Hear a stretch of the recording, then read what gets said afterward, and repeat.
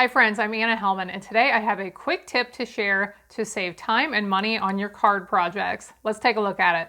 Today's tip has to do with when we're using mats behind a piece on our card. So on this one, for example, I have this piece on the front that was embossed, and then I love to use pieces of specialty paper as a thin mat around the edges. That's why I grabbed both of these cards to show as examples. Now this one only has that mat showing on the left and the right sides. So the way I created this one was with some thin strips that just allow that little bit to peek out at the edges. But when you want your mat to show all the way around, how can we do this and save paper on this as well?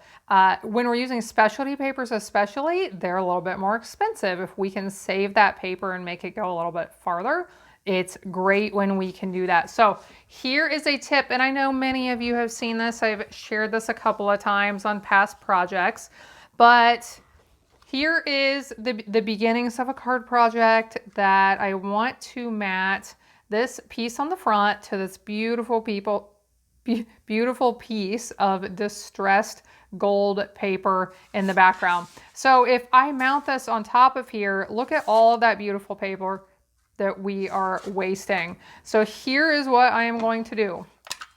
I am going to grab a punch and I am going to punch some pieces out that I can use on tags for other projects. So you can punch pieces out. If you want to, I could grab a smaller punch and punch another one here if I want to. And then once we put this on top, you will not even realize those are missing. So we can punch pieces out. If you know how to trim pieces with your trimmer, trim inside pieces with your trimmer, you can actually trim an inside piece out this way, which this would make more sense prior to punching the pieces out, but I just wanted to show you. You can cut a piece out this way if you want to.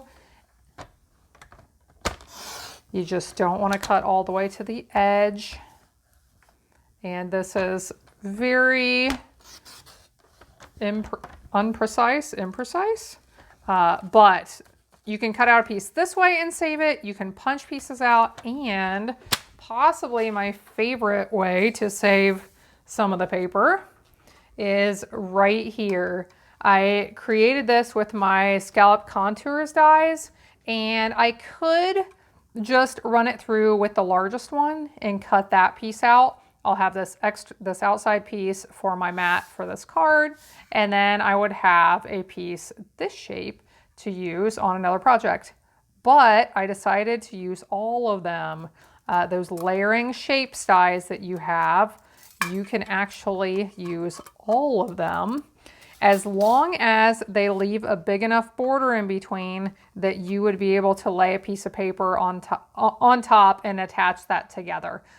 So I believe this is the same size as that other one I had, the right size for this piece. So I have a piece I can use right here for this, and I have 4 other beautiful frames that I can either use to mount behind card mats like this, card fronts, or these are just nice as frames. I could put that right onto a card and do some stamping inside of it and use it just the way it is if I want to. So just an easy tip to save some of your paper, save some money in your crafting, and we all love that.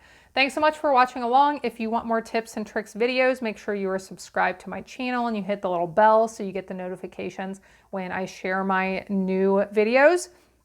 If you want to see more tips and tricks that I have shared in the past, click on the name of my video description below, on the name of my channel, and you'll go to my channel. Right there at the top is my card making tips and tricks playlist.